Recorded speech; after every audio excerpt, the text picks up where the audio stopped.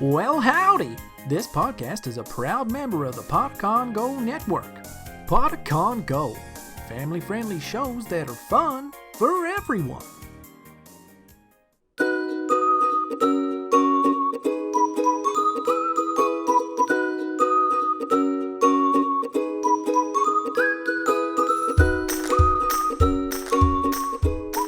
Welcome to Elderberry Tales.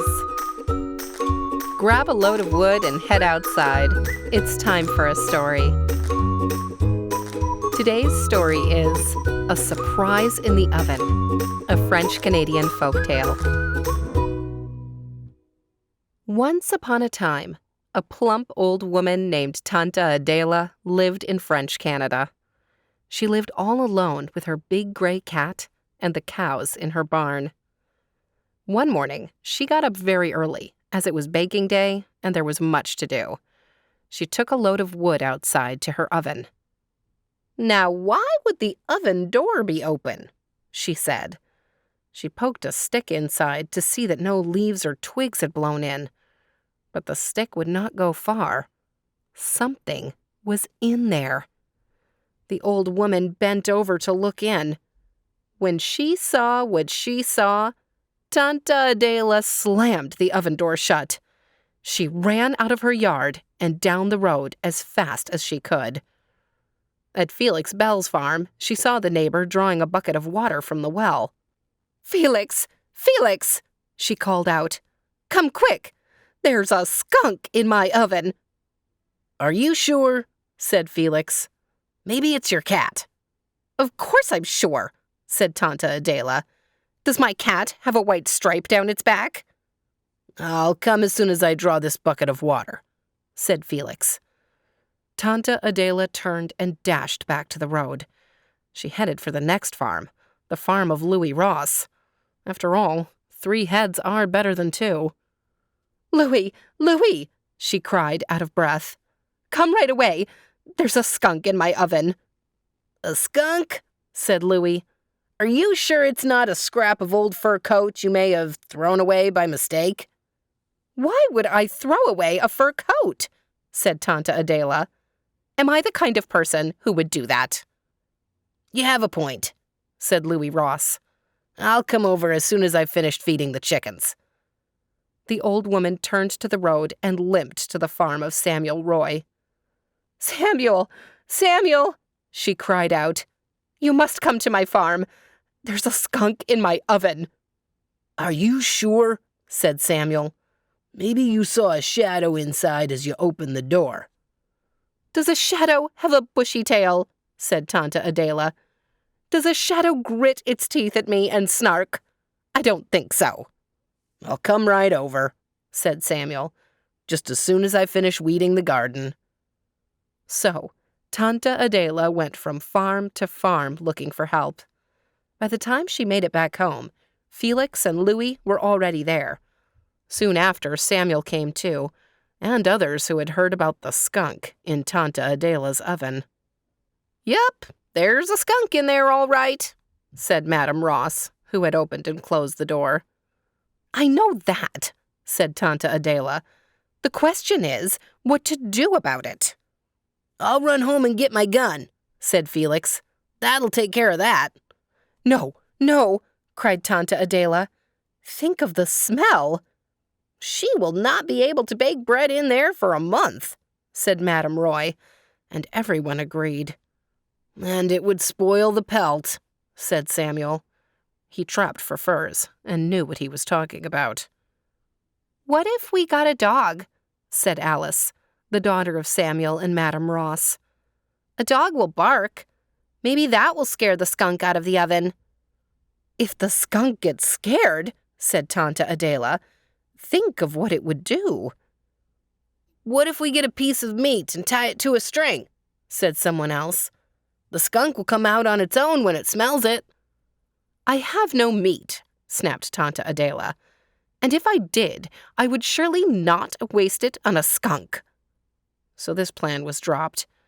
No one else cared to use their own meat to lure the skunk out of the oven if Tante Adela wasn't going to use hers. "Oh, woe is me," wailed Tante Adela. By then, everyone was getting bored with the question of the skunk, and it didn't look as if Tante Adela was going to serve any food or drink for everyone who had come. Soon, Felix Bell and his wife remembered they had to milk the cows. Louis Ross said he must get back to clean the barn. And one by one, everyone found a reason to head home. At this time, Tante Adela saw Jules Martel come into the yard. The young man may be simple-minded, she thought. Still, who else could she turn to for help? "Jules," she said. "Jules Martel, there is a skunk in my oven. Can you get him out without scaring him?" All right, listeners, I'm just going to stop the story here for a minute. I want you to think for a second. What would you do to try and get the skunk out of the oven?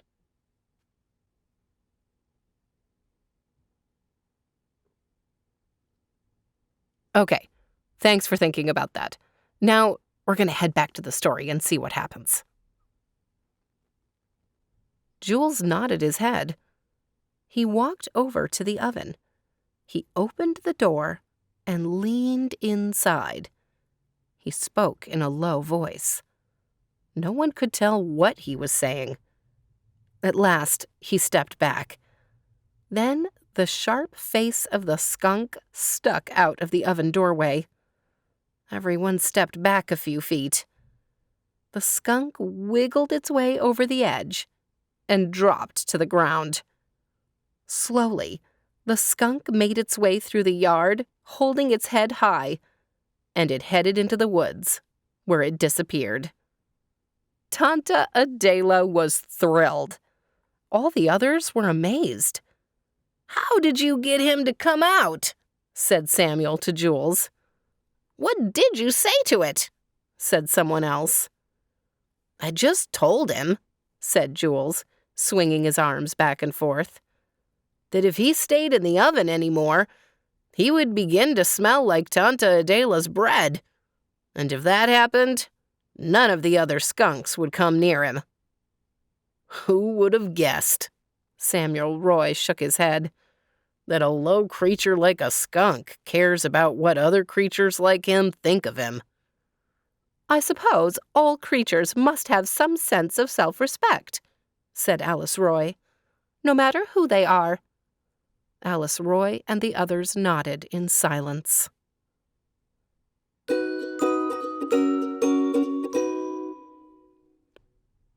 Have you ever seen a skunk before?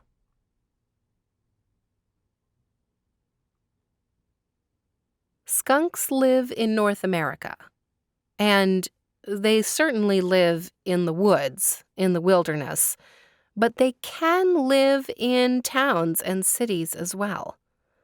I've seen skunks several times. Their bodies are kind of low to the ground, and they waddle as they move, and they really look different than any other creature. And they do have that white stripe down their back. Now, have you ever smelled a skunk before?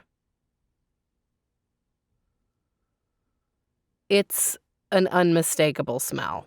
So this is how a skunk works.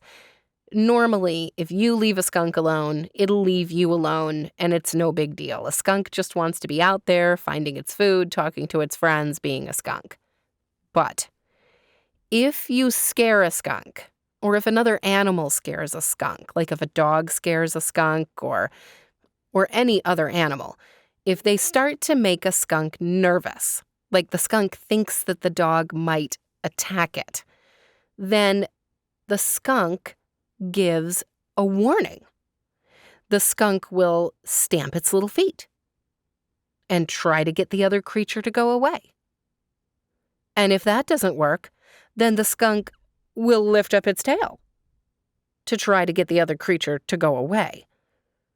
And if that doesn't work, then the skunk will go right up on its front paws and lift its bottom into the air. This is the final warning. If the creature that's threatening the skunk still doesn't go away, then the skunk will squirt this terrible smelling liquid from its bottom. It's incredibly gross. And the smell sticks to whatever the skunk sprays and makes it smell bad. It's not even easy to wash off. You can't even really wash it off with soap and water. If a skunk sprays you, you'll be stinky for days, and you can smell the stink of a skunk spray from a mile or more away. And I really respect skunks. I mean, I think skunks are onto something. If a creature or a person threatens a skunk, then the skunk will warn them, right? That's like asking them to stop. But if you don't heed the skunk's warning, then the skunk will attack you, kind of, with its spray. Now, the skunk doesn't hurt you. The skunk doesn't kill you. The skunk just stinks you. And that's very effective. Creatures, dogs, bears, humans, none of us like to get sprayed by a skunk. And if you've ever been sprayed by a skunk, it's a learning experience. You know never to mess with a skunk again.